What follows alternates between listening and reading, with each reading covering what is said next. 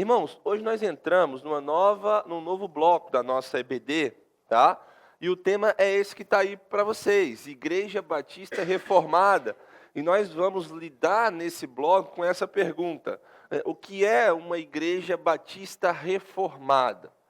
Então, no primeiro bloco da nossa série, nós vimos o que é uma igreja. Então, a gente tratou sobre igreja de uma forma geral.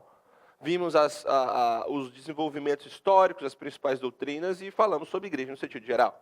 Depois nós avançamos e vimos o que é uma igreja batista. Nós não tratamos todas as doutrinas que os batistas pregam, mas nós falamos sobre os distintivos batistas. As principais doutrinas batistas na história, aquilo que diferencia, aquilo que mostra que você é um batista. Então a gente aprendeu sobre isso. Nisso a gente aprendeu também sobre a nossa igreja, a nossa história, como a gente chegou até aqui. Agora, nós estamos num outro ponto, Igreja Batista Reformada. O que é uma Igreja Batista Reformada? É claro que eu não vou dar aqui todas as doutrinas, todos os assuntos, todos os temas que um reformado prega, mas eu vou passar para os irmãos as principais doutrinas. E especialmente aquilo que batistas reformados durante a história têm pregado, aquilo que os batistas reformados na história têm defendido, tá bom? Esse vai ser o nosso bloco. Então, se você chegou aqui na nossa igreja há pouco tempo e está aprendendo teologia reformada, fundamentos, esse bloco é o bloco para você se aprofundar mais.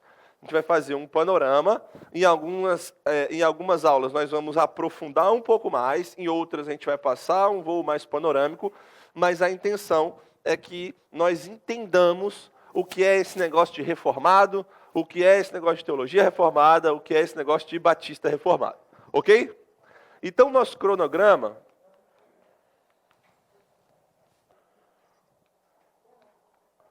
Eu acho que isso aqui não está passando, não. Acho que está. Então, o nosso cronograma para essa série está aí. Nós vamos ver nessas duas primeiras aulas o que é ser reformado, tá? Depois a gente vai ver sobre distintivos batistas reformados e confessionalidade. Vamos aprender também sobre a Confissão de Fé de 1689. Teremos 2 aulas sobre teologia do pacto. Teremos mais 2 aulas sobre soteriologia calvinista. Teremos uma aula sobre princípio regulador do culto.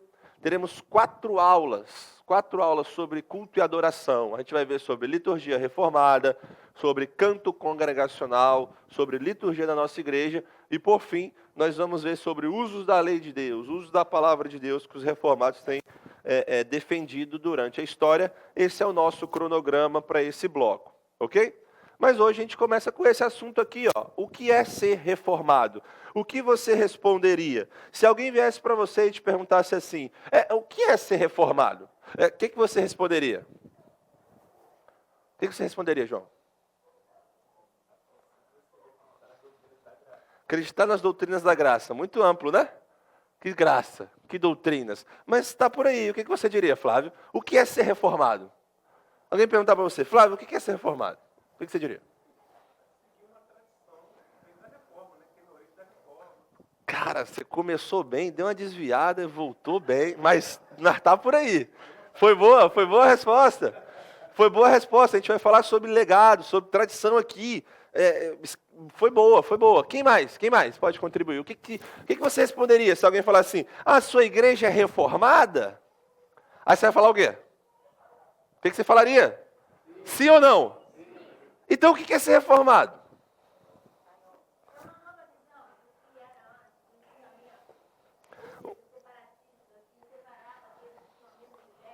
Mais ou menos. Não é tão por aí. Mas assim, é uma nova visão. Mas é uma nova visão de quê? Mas é uma nova visão que alguém criou ou um resgate àquilo que já estava feito? Entendeu? Então, vamos passear por isso aí. Mas... nesse início, eu quero que vocês pensem nessa pergunta, né? O que é ser reformado? O que é o fundamento da teologia reformada? Quais são as ênfases, os seus distintivos? De onde vem a teologia reformada? E a coisa que eu quero que vocês entendam é que ser reformado é muito mais abrangente do que nós costumamos falar na nossa cultura, o que nossa cultura costuma entender.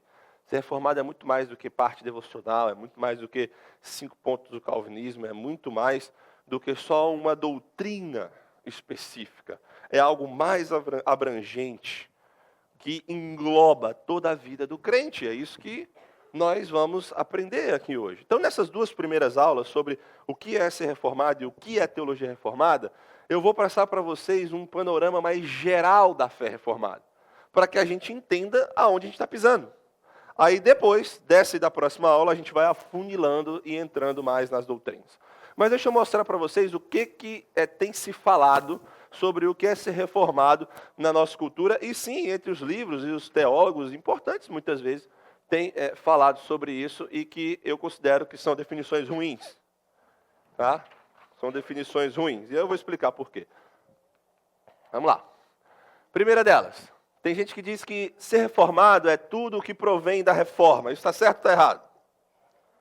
Por que está errado? Quem falou, gente? Vai.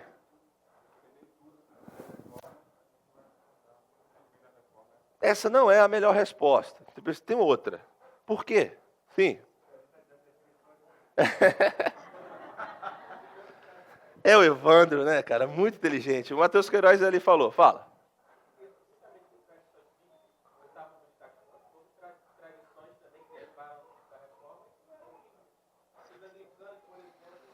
Mais ou menos, ainda está frio, mas percebam o seguinte, reformado não é tudo que provém da reforma. Por que eu estou falando que isso aqui é uma definição ruim? Porque aquilo que nós herdamos da reforma deveria ser comum a toda a tradição protestante. Qual que é o protestante que não vai falar que sola a Escritura? Tem algum? Se falar que não é sola a Escritura, não é protestante, ué. Qual é o protestante que vai falar assim, não, esse negócio de graça, não. Sola gratia, não. Sola fide, solos Christus. Então, aquilo que nós herdamos da reforma, tá? Os lemas principais, devia basilar toda a tradição protestante. Não é algo distintivo da tradição reformada, é algo que vem da reforma protestante. Então, todo protestante, seja assembleano, seja presbiteriano, seja metodista, seja congregacional, seja batista, deveria afirmar o que vem da reforma, não só os reformados. Concordam comigo? Então, a gente falar, não, ser reformado é tudo provém da reforma, é uma definição muito reduzida, assim, não engloba aquilo que deveria ser. Agora, por exemplo, o reformado, ele acredita na sola gratia, somente a graça? Sim. Mas ele, o que ele faz? Ele desenvolve um pouco mais. Ele fala da graça irresistível. Ele desenvolve o tema da graça comum. São contribuições que a teologia reformada fez de forma distintiva, mas em cima de um princípio mais geral. Estão entendendo? O reformado, ele acredita que somente as Escrituras é a palavra de Deus? Sim, mas ele vai um pouco mais além. Ele fala, por exemplo, do testemunho interno do Espírito Santo, que é algo que o Espírito faz nos nossos corações. Os reformados trouxeram um princípio chamado de analogia da fé. Você sabe o que é isso? É um princípio hermenêutico que diz que a Escritura deve ser interpretada pela Escritura. Então eles foram um pouco mais, mas desenvolveram em cima da reforma, mas não para ali. Então se a gente fala assim, a gente fica um pouco reduzido, mais abrangente do que isso, estão entendendo? Sim ou não? Então tá bom. Então tem gente que vai dizer assim também, ser reformado é ser tradicional, é gostar de pregação expositiva, é não ter firula no culto. Ser reformado é não pintar a parede da igreja de preto. Entendeu? Aí você vai pensar assim, ser reformado é gostar de pregação expositiva? Faz parte também, né? Mas é só isso que é ser reformado? Não, não tá muito, não gostar muito de mudanças na igreja? Então, assim, é meio perigoso você falar isso, porque faz parte, tem um elemento de verdade, mas não é isso que é ser reformado, concorda? Então, beleza, então vamos seguir. Tem gente que diz assim, ser reformado é falar de engajamento cultural, é falar de cosmovisão, é falar de engajamento social. Novamente, o reformado vai falar desses assuntos, mas não é isso que resume a fé reformada. Aí tem gente que acha que ser reformado é ler Doiver, é ler Kuyper, é ler Bavinck, é ler John Piper, é ler Augustus Nicodemos. E por aí vai. E aí alguém vira para você e fala assim, Cláudio, você não leu John Piper, você não é reformado. Ou então alguém vai virar para você e falar assim, Fábio, você já leu Abraham Kuyper? Não, se você nunca leu Abraham Kuyper, você não é reformado. Se você nunca leu sobre cosmovisão, você não é reformado. Novamente, o reformado vai falar desses assuntos, mas é isso que a tradição reformada é? Tem gente, por exemplo, que adota uma visão de mundo marxista, né, de muito engajamento social e vai achar legal isso aqui. Cosmovisão, engajamento. Mas aí ele não abraçou todo o legado teológico que construiu aquilo ali. Mas ele acha legal, porque não, tem que se envolver com a sociedade, tem que falar do governo, tem que se envolver com política, entendeu? Mas não é isso que resume o que é ser reformado. Esse aqui é um dos mais comuns. Ser reformado é afirmar os 5 pontos de Dort. O que aconteceu em Dort? O Sínodo de Dort, que resumiu para a gente que a gente tem como 5 pontos do calvinismo, né? Então a pessoa vai dizer assim, não, ser reformado é acreditar nos 5 pontos do calvinismo. Está certo ou está errado? Por que está errado, Levi? Porque está incompleto, né? Ser reformado é só falar sobre salvação? É só afirmar os 5 pontos do calvinismo, que são pontos relacionados à soterologia, à salvação? Não, não é só isso. Mas o reformado acredita nisso? Sim. O reformado diz, não, 5 pontos do calvinismo. Depravação total, expiação limitada, eleição incondicional, graça irresistível e perseverança dos santos. Eles afirmam isso, mas não é só soterologia. A tradição reformada é muito maior, é muito mais abrangente. Então, quando a gente fala uma coisa dessa, não, 5 pontos. 5 pontos é o que é a doutrina reformada.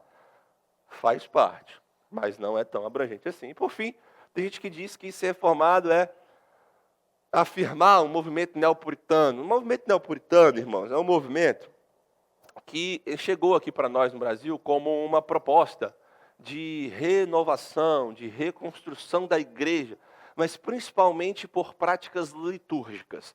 Deixa eu te dar um exemplo. Então a pessoa vira e fala assim, olha, ser reformado é só cantar os salmos na igreja. É salmodia exclusiva, que se chama.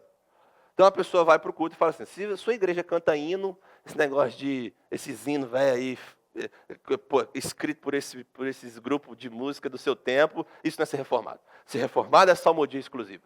Você só pode cantar os salmos. Então a pessoa olha para o culto, para a liturgia e diz, não, é isso que é ser reformado. Só pode tocar órgão, só pode tocar piano na igreja, porque os outros instrumentos são muito profanos para nós. Então é esse tipo de gente. Esse movimento neopuritano também diz assim, não, mulher não pode nem participar da adoração. Mulher não pode orar, não pode estar ali no culto, só os oficiais da igreja devem estar ali. Então, são esse tipo de reconstrução que eles proporam, e esse é um nome utilizado como pejorativo, né? Você fala assim, é um neopuritano, descreve aquela pessoa exagerada, xiita, sabe? Aquela pessoa que não tem muita compaixão com os outros. Mas tem gente que fala assim, não, se você não tem isso na sua igreja não é reformada. Tá certo? Não está certo. Ser reformado é muito maior, como nós temos visto aqui. Mas tem gente que diz, né, que ser reformado são todas essas coisas. Eu vou argumentar que isso é reducionista. Como diz aqui, ó, o grande problema disso tudo é que isso é reducionista. Reduz a tradição reformada a alguns elementos verdadeiros, mas não é abrangente e deixa muita gente de fora. Tá? Então, tudo isso pode ter elemento de verdade, mas não é abrangente. E por não ser abrangente, exclui muita gente da tradição. E eu vou argumentar aqui, que esse não é o nosso caminho. Nós precisamos olhar para aquilo que unia a tradição reformada, tá? Para aquilo que nos unia. Eu não posso chegar e virar e falar assim, olha, o reformado é aquele que acredita nos decretos de Deus dessa forma bem específica aqui. A gente vai pegar durante a história e a gente vai ver irmãos que acreditavam de outra forma. Não, eles acreditavam sim no decreto de Deus, na soberania de Deus sobre todas as coisas, mas na hora de desenvolver a teologia tinha detalhes diferentes. Aí você vai tirar?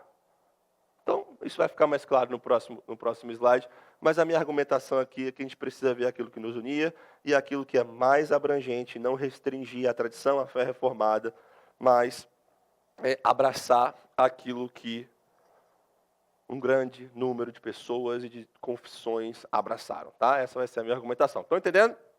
Então você não vai mais definir o reformado assim, tá bom? Tá bom ou não? Ah, obrigado. Tá bom. Variedade de representantes. Aí você pode dizer assim, tá, Jonas, você falou esse negócio de reformado aí, mas eu acho que um bom critério para definir um reformado seria a filiação denominacional. E aí eu estou colocando ali o quê? Evandro, cadê o Evandro? O Evandro está ali. Ele já sabe, a filiação denominacional não é um critério ideal. Deixa eu te dar um exemplo. Schleiermacher, Karl Barth e Hermann Bavinck. Todos os três faziam parte da mesma denominação e todos os três pregavam coisas diferentes.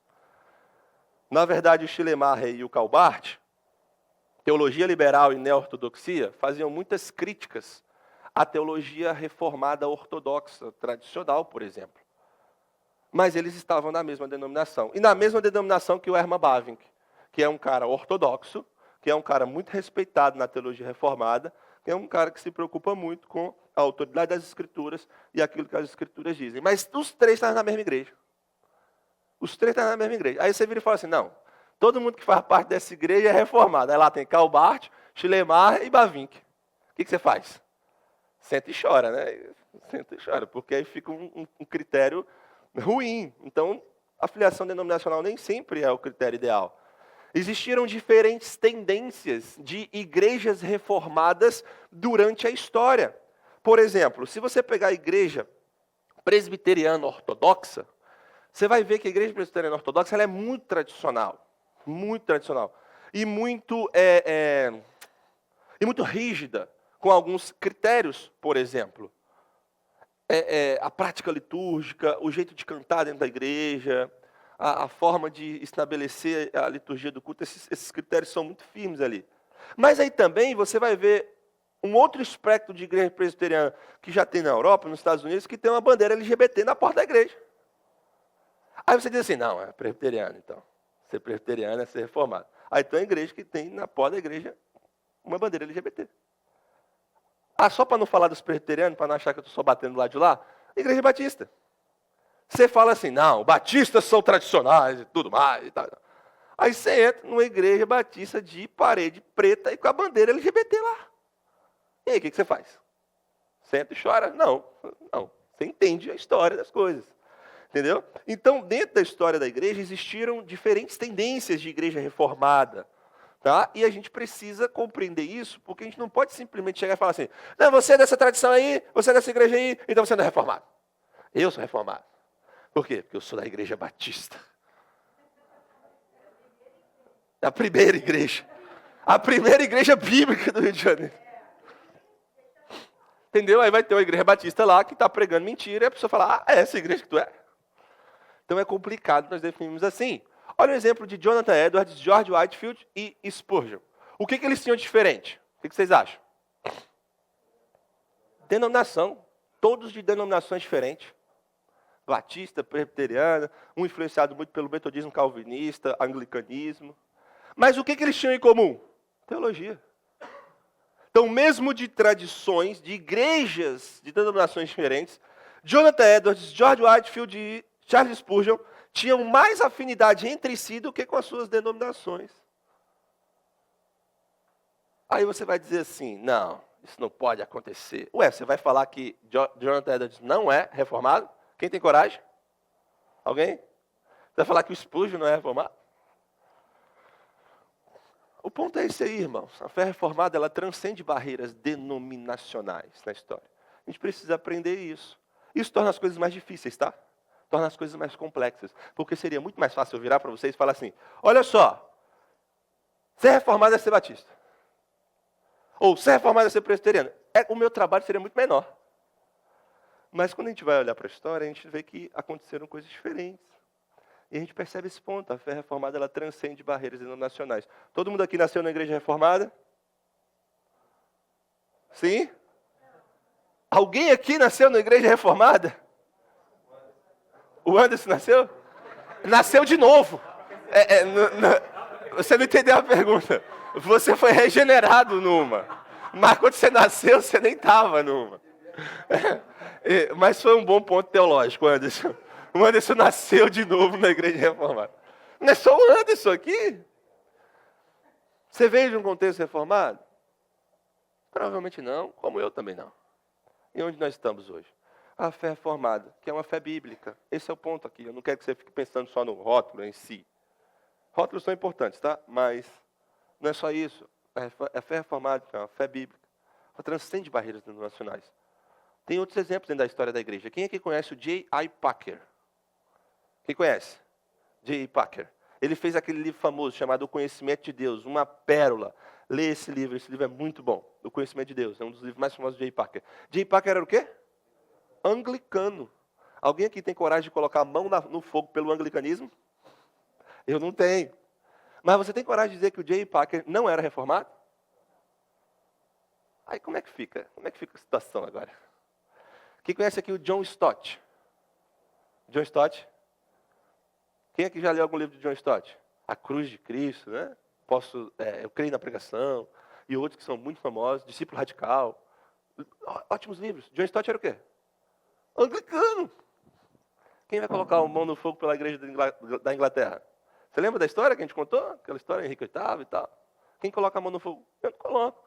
Mas o John Stott, você tem coragem de dizer que ele não era reformado? Que ele não estava dentro da tradição reformada? Fica mais difícil, né? Então, quando nós vamos observar durante a história, a gente vê essa variedade de representantes. E a gente vê que a fé reformada ela transcende barreiras denominacionais. E aí a pergunta que eu faço a você é, o que é a tradição reformada então? Como definir quem é reformado e quem não é? O que é ser reformado? A teologia, essa é uma boa resposta do Wagner. A gente vai ver isso daqui a pouco, mas é uma boa resposta. A teologia define. Mas você vê que ainda é abrangente? A teologia define. Que teologia? Onde que está essa teologia? Está onde? Está no YouTube? Está na Bíblia? Não, está na Bíblia, claro, saiu da Bíblia. Mas quem é que desenvolveu? Porque a Bíblia não está com uma teologia sistemática ali. Tem? Não, a gente precisa elaborar. Então vamos ficar com essa pergunta aí? Entenderam? Fica com essa pergunta aí e no final a gente volta a ela. Mas deixa eu só dar uma breve palhinha aqui sobre as raízes do calvinismo, tá? E a fé reformada na história, ela também foi conhecida como calvinismo. Então, se você fala de calvinismo ou você fala de fé reformada, você está querendo dizer a mesma coisa. No início, calvinista foi um termo pejorativo, utilizado pelos luteranos para falar assim, esse é um calvinista, é um seguidor de Calvino. Só que durante a história o termo mudou a conotação. E calvinismo ficou se referindo, sendo sinônimo da tradição reformada também. Percebe a diferença? Se eu falo assim, quem são os reformadores? Eu estou querendo me referir a quê? Ao quê? Lutero, Calvino, né? A reforma protestante. Se eu falo assim, quem são os reformados? Aí eu estou falando dos calvinistas. Entenderam a diferença, gente? Então, beleza. Mas de onde que veio isso? Onde que veio o calvinismo, tá? Óbvio, ele saiu ali da reforma protestante, tá? Do século XVI. Antes do século XVI já haviam movimentos que tentaram reformar a igreja. Você vai ver pré-reformadores na história. Pedro Valdo, vocês conhecem o Pedro Valdo? Não, né? A gente não fala muito dele, né? John Wycliffe, John Huss. Homens que lutaram antes dos famosos que a gente conhece, mas que não foram muito à frente por conta da perseguição, de diversas coisas. Mas desde antes do século XVI, já havia movimentos. Mas no século XVI, na Reforma, o negócio explodiu. E Lutero, que foi um dos grandes nomes, ele não estava querendo criar uma nova igreja ali, você sabe disso. Ele simplesmente estava querendo reformar, renovar, trazer a igreja de volta para a Bíblia. Mas acabou que o movimento eclodiu, tá? E gerou o que nós conhecemos como reforma protestante. Mas a teologia reformada, que foi gerada a partir desse período, sobre ombros de gigantes que vieram antes, tá? Por exemplo, Agostinho não é reformado. Compreende isso? Agostinho é no 400. A reforma foi em século XVI. Então, eu falar que Agostinho é reformado é um pouco anacrônico. Mas eu posso dizer que Agostinho não é um homem muito importante na tradição reformada? É. Porque as doutrinas dele embasaram muitas pessoas, as doutrinas cristãs que ele desenvolveu. E outros também, só para você ter em mente. Mas a teologia reformada desenvolvida ali, ela não pode ser entendida plenamente sem a gente entender a reação aos problemas da igreja da época. Quais? Abuso papal, por exemplo. O papado medieval, ele abusava da teologia e da prática. Ao invés de dizer arrependam-se, eles diziam façam penitência. Ao invés de falar assim, vamos olhar para a Escritura, eles diziam assim, olhe para mim, olhe para a igreja. Então, quando a teologia reformada ela começou a ser desenvolvida, ela reagiu muito a isso aqui. Também teve a pretensão papal. Por quê? Porque o estudo da Bíblia, né, e da história, que foi feito lá pelos nossos precursores protestantes, levou aqueles homens a questionar a reivindicação papal quanto à autoridade apostólica como cabeça da igreja. Então os reformadores, eles chegaram e falaram assim, quem disse que o Papa é o cabeça da igreja? Ele é pretensioso em dizer isso. Na verdade, a rocha é Cristo. E a igreja está embasada nisso aí. O bispo de Roma, ele não é a cabeça da igreja. A cabeça da igreja é Cristo. É por isso que muitos reformadores escreveram dizendo que o Papa era o anticristo. Que ele está contra Cristo, essa era a ideia. Ele está contra Cristo e ele se coloca no santuário como se fosse o cabeça da igreja. Mas na verdade ele não é. Então essa pretensão papal foi uma reação muito forte que os reformadores tiveram. Mas teve mais. Teve o cativeiro da palavra. Eles diziam assim, a igreja católica naquela época. Não, só quem pode interpretar a palavra é sacerdotes. São sacerdotes.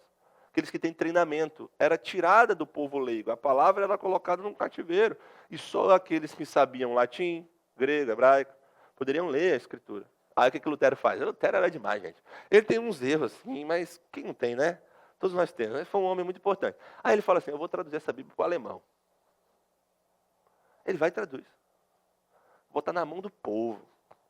O povo vai ter que ler a palavra. Então, tirando a palavra desse cativeiro, né? Tinha uma exaltação do monasticismo também muito forte naquela época. O que é o monasticismo? É a crença de que a vida monástica, tá? A vida no monastério, a vida separada totalmente para o cunho religioso é a melhor vida do mundo. Então, você é tirado do mundo para que você se dedique a Deus. Aí o que os reformadores fizeram? Está errado. Você precisa estar dedicado a Deus no mundo. E influenciar e transformar onde você estiver. Eles se opuseram a isso e falaram, isso aí nem é bom. Negócio de não casar e ficar no monastério para sempre, não dá não. Então eles se opuseram a isso, né? Se opuseram também à mediação usurpada, em que os líderes, né, se colocavam como o pontífice, a ponte, o papa ali, tinha a intercessão dos santos, a mediação de Maria, a transfusão automática de graça no sacramento, essa mediação que foi usurpada, e eles disseram assim, não, só existe um mediador entre Deus e os homens. Quem é? Cristo Jesus, homem. E eles também se opuseram ao papel das boas obras. A igreja católica dizia, não, se você não tiver boas obras, se você não fizer obras, você não pode ser salvo. Os reformadores fizeram, não, nós somos salvos pela obra de Cristo. E salvos e regenerados pela obra de Cristo, nós praticamos obras. Não como propósito de ganhar a salvação. Mas porque nós somos salvos, nós damos frutos a Deus. É diferente. A ordem dos fatores altera o produto aqui. Tá? A ordem altera. Então eles tiveram isso. É por isso que a resposta protestante da Igreja Católica aos abusos, né, daquela época se estabeleceu gradualmente em 5 gritos de guerra, em 5 lemas da reforma. Gente, não foi um dia que Lutero acordou, ele estava meio virado, sabe? Sabe aquele dia que você acorda meio virado? Fala assim, hoje eu vou arrumar uma confusão. Tem dia que eu faço isso com a minha esposa e ela fica doida comigo. A gente vai no restaurante e eu falo, Mariana, hoje eu estou doido para arrumar uma briga. Eu estou doido para arrumar uma confusão aqui. Aí ela fala, para, por favor. Não, Lutero não acordou um dia assim.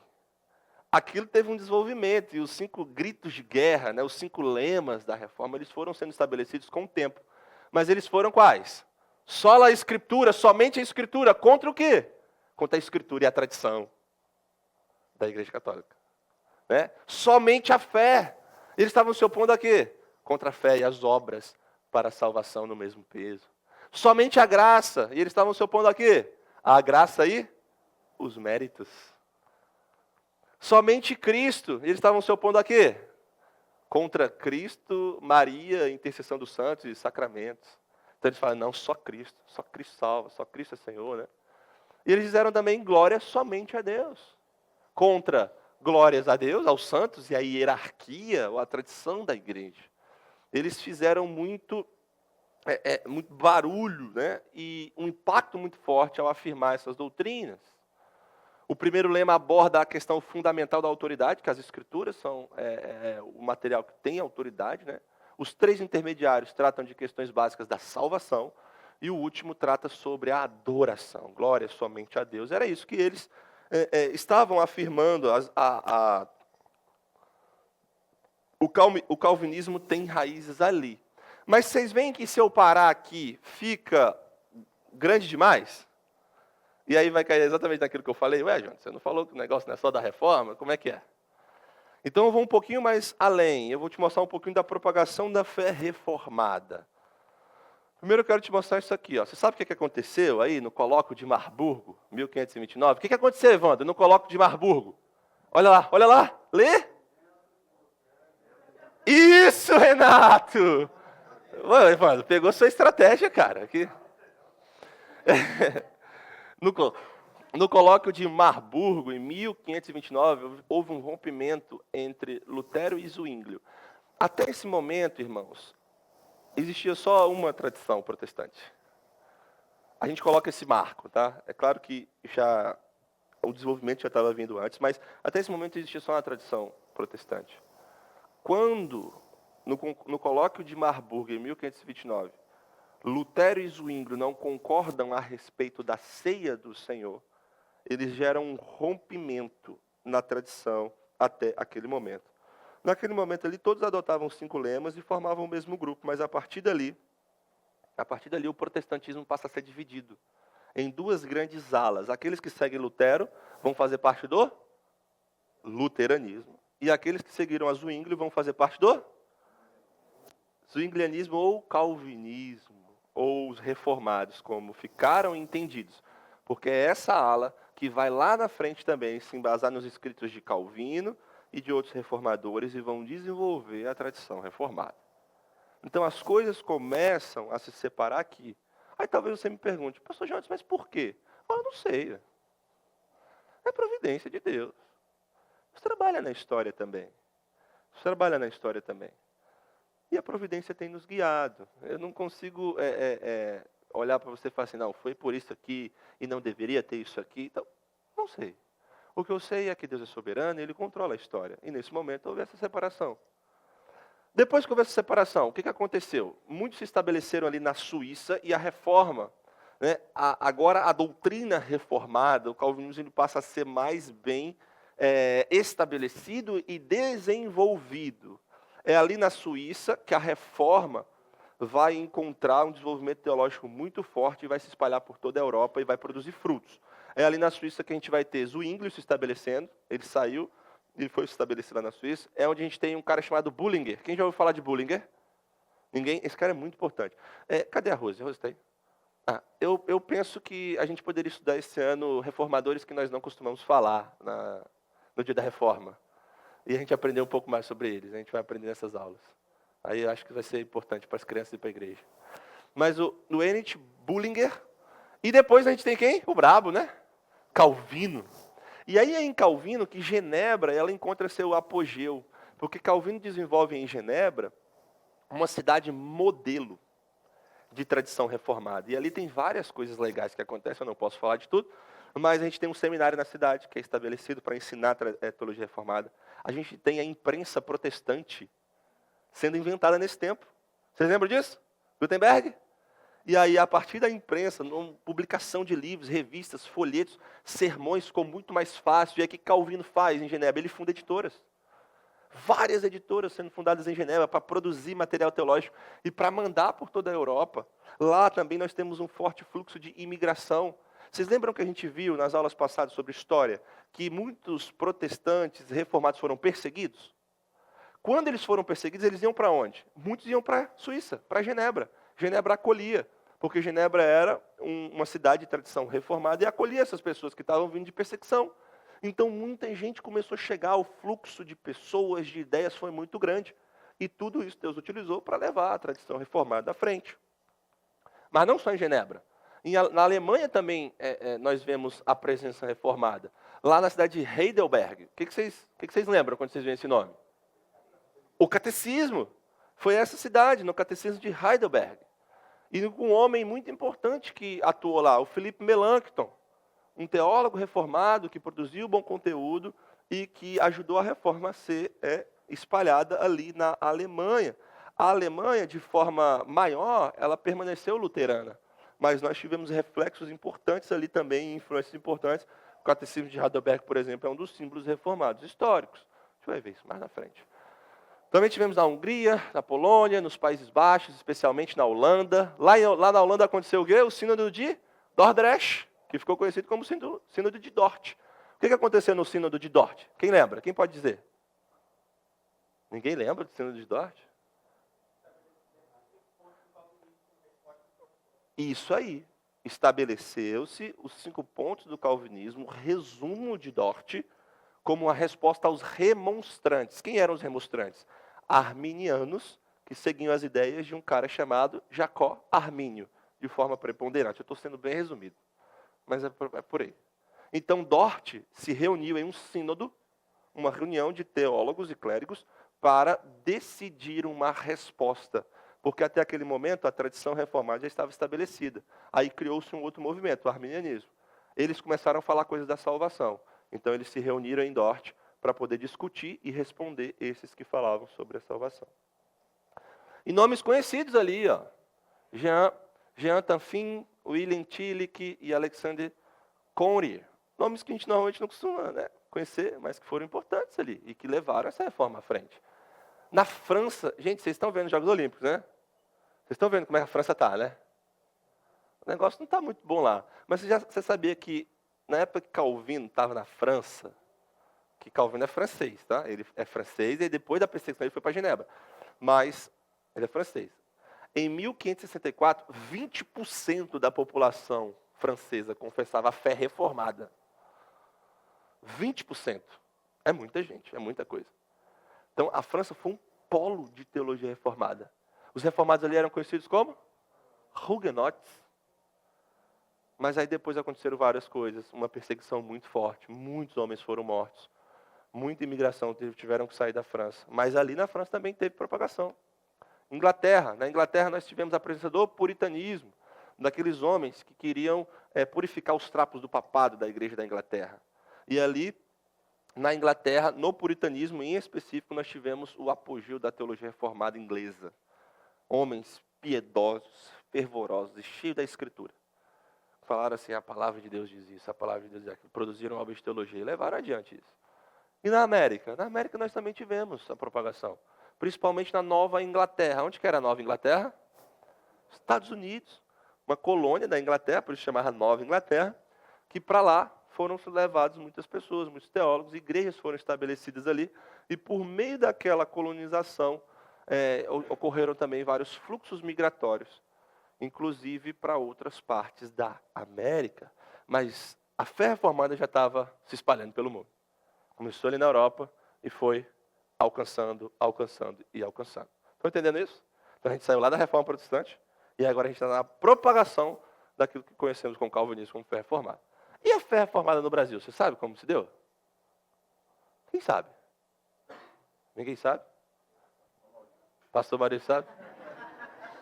Vamos fazer uma ligação para ele. Olha que coisa, né? Você não é reformado? Você não se diz reformado? Sim ou não? Sim. Ou quer voltar?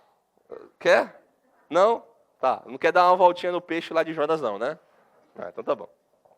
Então, onde que a gente veio? Onde que a gente veio? Deixa eu dar uma resumida, mais uma vez. É resumido porque não dá, mas a gente pode aprender mais depois com outros materiais. Século XVI, lembra que eu falei dos Huguenotes? Lá na França, João Calvino conectou? No século XVI teve uma missão huguenote enviada para o Brasil. Enviada especificamente por João Calvino e para o Rio de Janeiro. Onde nós estamos? Rio de Janeiro. Então Calvino mandou missionários para cá. Aí você fala, caramba, que impressionante, nós conhecemos teologia reformada há 500 anos.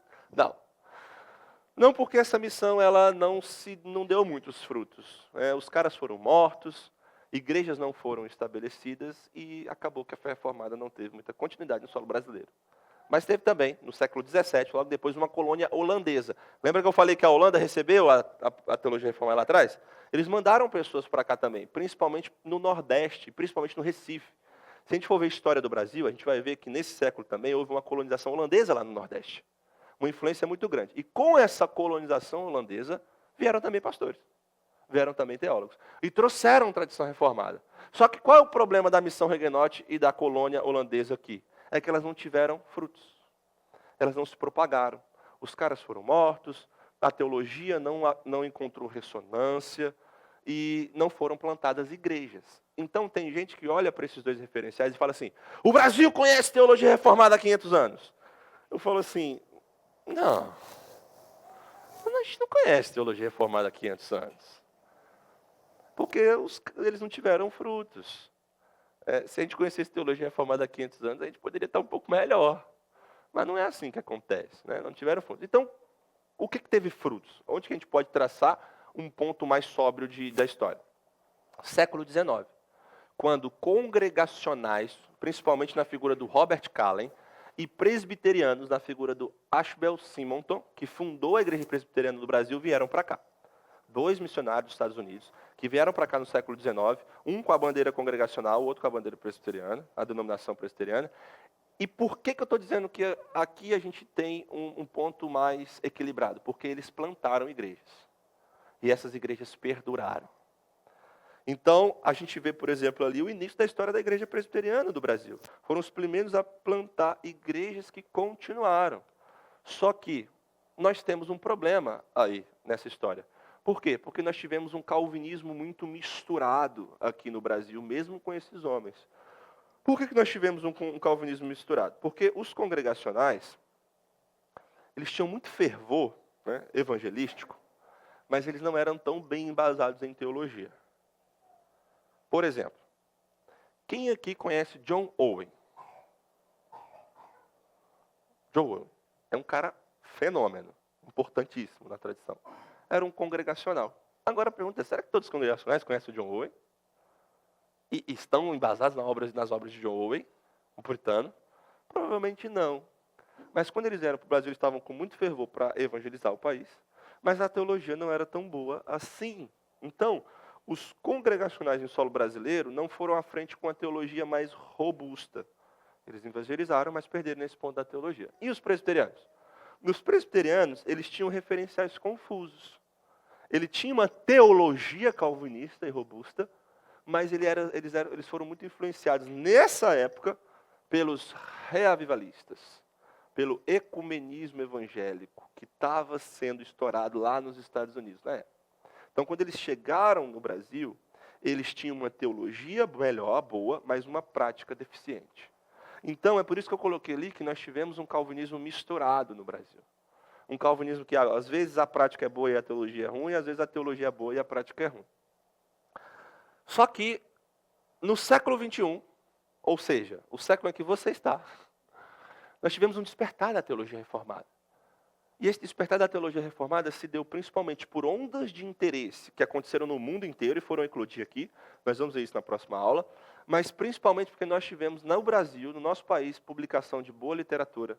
Editora Vida Nova, Editora Fiel, Editora PES, Editora Cultura Cristã e outras foram criadas. E nós tivemos produção de sermões, nós tivemos publicação, nós tivemos conferências. Lembra que o pastor Maurício falou que ele ganhou o primeiro livreto dele na década de 90 sobre os batistas e a doutrina da predestinação? Foi ali nessa época. E aí, logo quando a gente entra no século XXI, isso está mais bem estabelecido. Conferências começaram a trazer gente de fora, começaram a trazer pastores, pregadores, e começou a difundir a teologia no Brasil. Mídia. Quem aqui aprendeu teologia reformada porque viu no YouTube? Tem gente, né? A mídia começou a se fortalecer. E houve também a criação de seminários, cursos e escolas. Muito disso facilitou com que a teologia reformada fosse aprendida. Eita, eu vou ter que correr, senão não vai dar tempo. Fosse aprendida pelo nosso país. Então, esse despertar da teologia reformada que muito provavelmente alcançou muitos de vocês. Me alcançou também. Só que aí a gente tem desafios, a gente tem problemas. Quais? Porque o desafio nosso hoje é que o interesse pela teologia reformada no nosso país não é acompanhado pelo interesse por igrejas reformadas. E qual que é o problema disso? O problema disso são os frutos posteriores. Porque se você não tem igrejas estabelecidas e bem fundamentadas, como que você leva a fé daqui 100 anos? Se você morrer, acabou. Quantas pessoas aqui conhecem pessoas que se dizem reformadas e não estão na igreja reformada? Levanta a mão. Muita gente, né? Eu conheço vários. A gente às vezes fala assim, não, mas eu nasci lá. Como é que eu vou sair? Então, é complicado porque nosso desafio atual é esse aí. O interesse pela teologia reformada, mas não a plantação de novas igrejas reformadas. Está caminhando a passos curtos. Glória a Deus, está caminhando. Nós precisamos orar e trabalhar para que caminhe mais. Mas esse é um desafio nosso. E esse desafio nos traz problemas, né? A desconexão de fé e instituição. A gente é um povo que é alérgico à instituição. Ou não? Ou eu estou mentindo aqui? A pessoa diz assim, não, eu quero ser reformado, mas esse negócio de igreja não dá. Quantas pessoas você conhece assim? Várias. E isso é um problema. Isso é um problema. A mídia também, que é uma coisa boa, que pode ser uma coisa boa, mas também pode ser uma coisa ruim. Por quê? Porque a mídia acabou se tornando substituta de conteúdo teológico. Então a pessoa, ela tolera ouvir baboseira do púlpito porque ela tem o YouTube. Porque aí ela fala assim, cara, pelo menos, quando eu chegar em casa eu vou botar uma pregação do Nicodemos, eu vou ouvir. Eu estou mentindo ou não? Não é isso que acontece? Você vai falar com a pessoa e fala assim, não, mas pelo menos eu estou me aperfeiçoando naquele curso tal, naquele YouTube tal. Irmãos, aqui eu quero ser muito cuidadoso, equilibrado, misericordioso, tudo, porque eu sei que é difícil encontrar uma igreja. Eu e a Mariana, a gente penou para encontrar a nossa igreja. Graças a Deus a gente está aqui, pela graça de Deus. Mas é difícil, eu sei disso. Mas muita gente se acomoda também. E fala assim, não, eu tenho a internet e eu posso me alimentar da internet, eu posso ficar lendo livro e eu não preciso da igreja. E aí a gente tem um problema sério. E por fim, a gente também tem uma não representação saudável de igrejas reformadas. Quantos reformados chatos vocês já conheceram? Eu estou falando sério. Muitos, né? Aí o cara chega para você e fala assim, ah, Fábio, sua igreja tem a parede preta?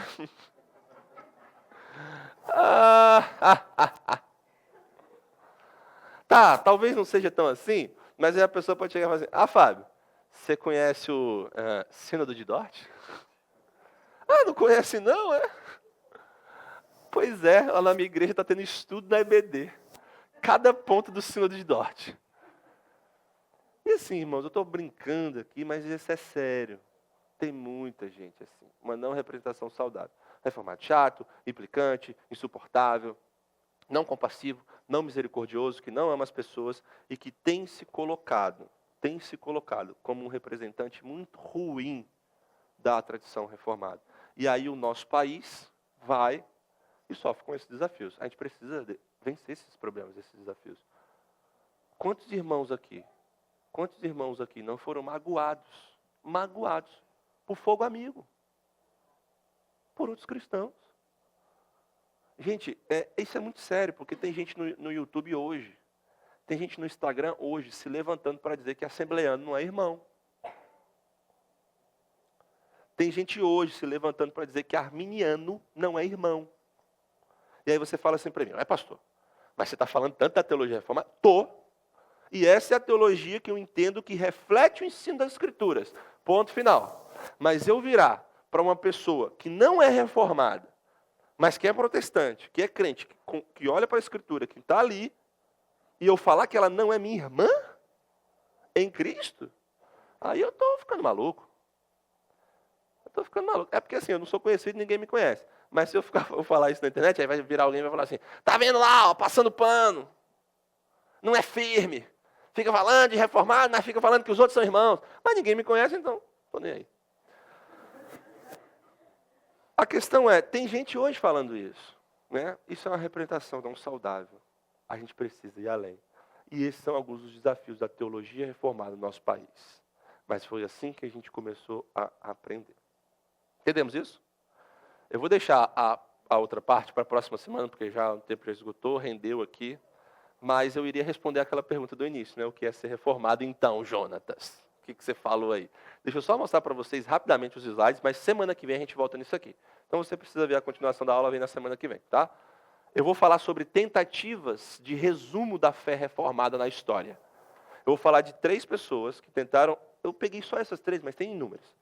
Tentaram definir, resumir a fé reformada, e eu vou mostrar alguns pontos para vocês. Então, a gente vai ver aqui sobre o Sproul, a gente vai ver sobre o Joel Bick. Não está passando o troço. Aí. A gente vai ver sobre o Joel Bick, e a gente vai ver também sobre o Valdeci Santos, que é um pastor presbiteriano brasileiro, quis colocar um brazuca aqui, que também faz esse resumo da fé reformada. E aí o último slide é esse aqui, ó, ampliando horizontes.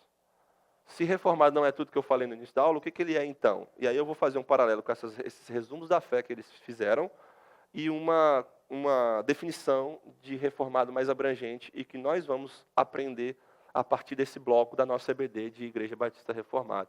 O meu resumo é aquele ali, ó. Aquele ali. A semana que vem a gente vai voltar, só para você ter aí, para não achar que eu prometi e não cumpri. O que é ser reformado, então? Reformado é fazer parte de uma ampla tradição representada por suas confissões. Então, a gente vai ver a importância das confissões e o que elas dizem. Na semana que vem a gente volta a isso. Pode passar? Eu gosto muito dessa frase do Weber. Professor do mestrado, pastor presbiteriano. Excelente, Weber. Ele diz assim, ser reformado é seguir uma tradição mais do que seguir uma pessoa, uma tradição teológica. Tá? A gente volta semana que vem. Passa, por favor, Bruno. E a tarefa de vocês, gente? Para a semana que vem, eu quero que vocês pesquisem uma confissão, declaração de fé ou documento reformado histórico. Data, teólogo envolvido, tema e importância. E traz na próxima aula. É rapidinho, tá? É 3 linhas só. Documento, a data dele, quais são os teólogos envolvidos, o que ele trata. Vou dar um exemplo. Sínodo de Dort. Sínodo de Dort. 1600 e pouco. Holanda. Trata sobre salvação. Teólogos envolvidos. Entendeu? É isso. Eu quero que a gente comece a aprender mais da tradição da história que nós estamos alicerçados. E na semana que vem a gente conversa. Pode passar, por favor, Bruno? Se você tem perguntas, anota essa pergunta que você tem aí. Você pode passar para mim pelo WhatsApp, ou você pode trazer na semana que vem. Que eu vou concluir a aula na semana que vem, e aí a gente pergunta. Porque talvez a sua pergunta de agora pode ser o que eu vou responder na semana que vem. Tá? Pode ser o que eu vou responder na semana que vem. Então você anota, você me manda, ou você traz na próxima aula que a gente fala sobre isso. Beleza? Estamos combinados? Ninguém vai sair triste daqui? Não? Todo mundo é reformado. Tá todo mundo em quê? Em obra? Ah, só se for a obra do Espírito, né, irmã? Oh, glória. Mas tá bom. Fábio, você pode orar para a gente encerrar nossa aula, por favor? Deus e Pai, nós pedimos a sua graça para conduzir todas as coisas que recebemos, que a nossa mente seja habitada e alimentada pelo Teu Espírito, nosso coração também. Pedimos que o Senhor continue derramando graça sobre o pastor Jonathan para conduzir os estudos e conduzir a nossa igreja junto com o pastor Maurício. E te agradecemos pelo tempo que passamos aqui estudando as Tuas sagradas letras, que nos podem tornar sábios para a salvação, Senhor. Muito obrigado por tudo, em nome de Jesus. Amém. Amém. Amém. Glória a Deus.